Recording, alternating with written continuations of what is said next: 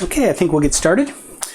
So today we're going to derive the central equation in chemical equilibrium, and this is called the delta G equation. We're going to derive it through our ideas that we've been building up to, and use chemical potential as the key player here. So let's imagine we have this general reaction, and we're going to do it on the lab bench of the body. So temperature and pressure are constant. We can talk about the chemical potential. So last time we knew how to write down the chemical potential for equilibrium, and we have this equilibrium condition. From periods before, we've learned that the chemical potential is an energy per mole, and since it's an energy, it has to be on a relative scale. There's no absolute value of energy, only a relative value, and so we compare to the standard state, or more generally a reference state, but let's say the standard state. And then how do we deviate from that? RT ln concentration of we could use the partial pressure if we're in a gas phase reaction, but we'll just take a solution phase here. Gas phase, just replace the partial pressure in there. All right, well, here's our equilibrium condition. What if we're out of equilibrium? So then we can look at this. We can say, how much does the product's potential, chemical potential differ from the reactant's chemical potential?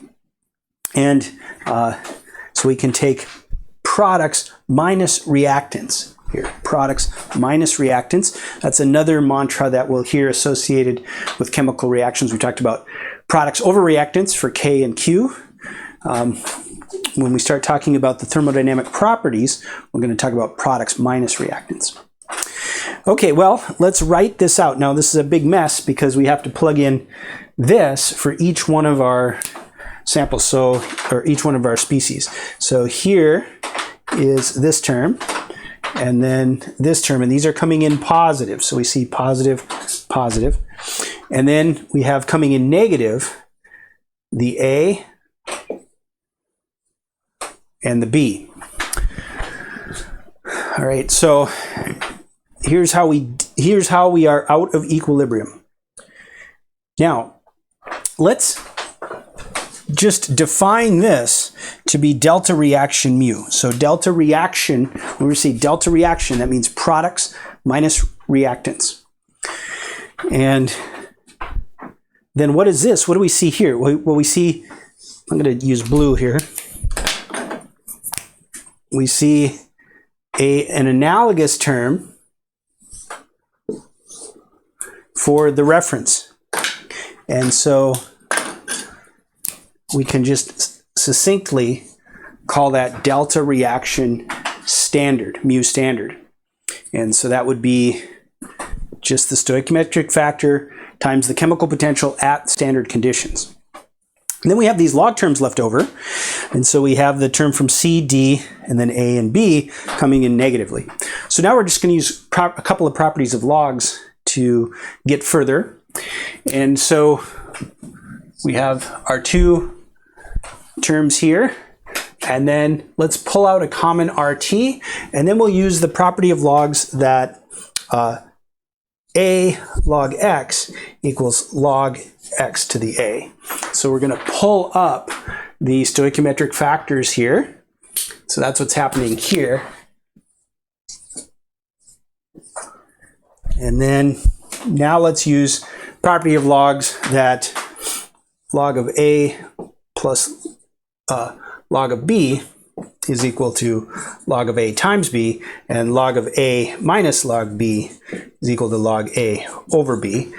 So the negative ones will come in at the denominator, positive ones will come in at the numerator, and lo and behold, we have Q. Right? And so we've seen this. These are the products over reactants raised to their stoichiometric factors at any point in this reaction. We said we're out of equilibrium. And so this is our value at standard state and then RT ln Q. Okay. Now, this is not what you'll see in your general chemistry book, and it's unfortunate. As I mentioned when we first started talking about chemical potential, I wish it were in the general chemistry books. It's such an important concept, and I think it gives us a lot of good intuition because it's the potential to change the amount of material. And if those are equal, we'll be at equilibrium. If they're not equal, they're imbalanced, we'll be out of equilibrium. And an expression for that imbalance will tell us how far out of equilibrium we are, and what way the reaction is going. If we're out of equilibrium and we still need to go forward to get to the reaction, then we'll go forward. If we need to go backwards, we'll go backwards. But alas, it's not in the books. And so instead, we have replaced the delta mu's with a delta G. And we can see that this cannot be a correct equation in the strict sense, because this is a free energy. This is an energy per mole. This is an energy. So if we just look at this in units, say SI units, we'll have joules equal joules. But then if we look at this, R is 8.314 joules per mole Kelvin. Then we're times Kelvin.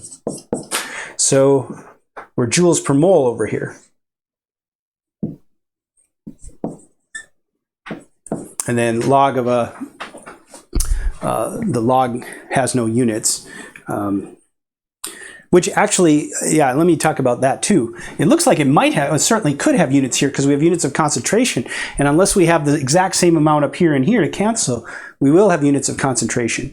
But what we're doing here is we're cheating a little bit. If you remember way back to when we introduced chemical potential, these are playing the role of what's called activity, which is how the molecule actually behaves in solution. Activity is a unitless number, and so it doesn't matter what they raise to, this is unitless. So even here, doing this, because of that approximation, we have a units issue. But let's just take that to say these are playing surrogates for activity, so this is unitless here. So now we have, you know, apples, apples, and then crab apples. So they're not exactly the same here. So they can't possibly be right, but if we can make it right by associating this reaction with the chemical reaction as written. And that's really important. So if, you know, we're always welcome to write 2A plus 2B goes to 2C plus 2D. Right? But this is not as written, so this won't hold for this. If we write a delta G equation for this, let's call that delta G prime.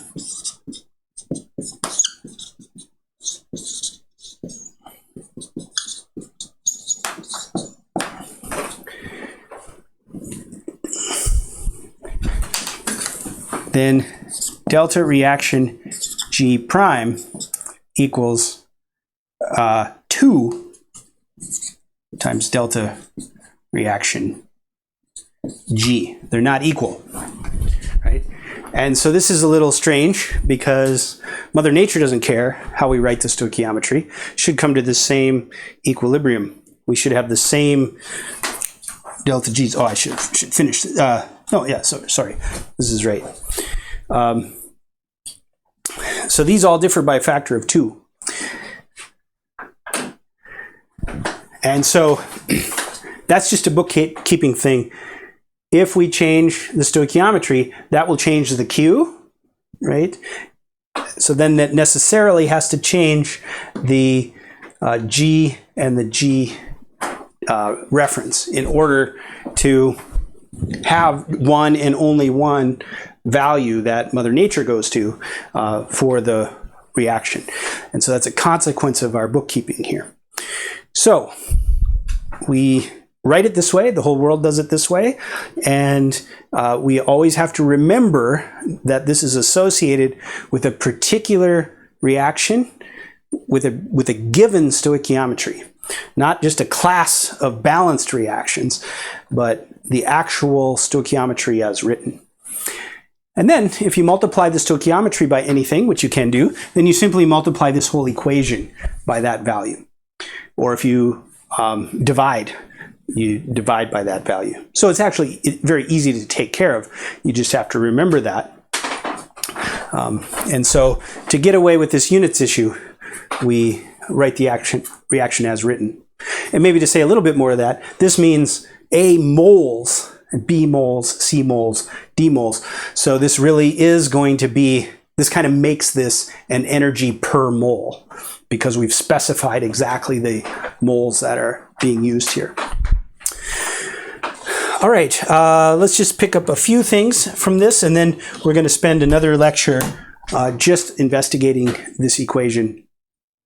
If we are at equilibrium, let's just grab that quickly. So at equilibrium,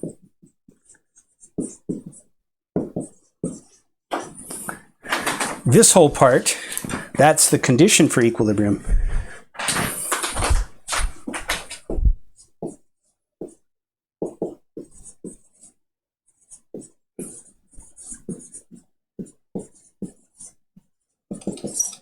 Equals 0. So if we follow 0 through here, right, this would be 0. Then as we make this transition, so this would be 0. I'm going to be careful here so we don't get confused.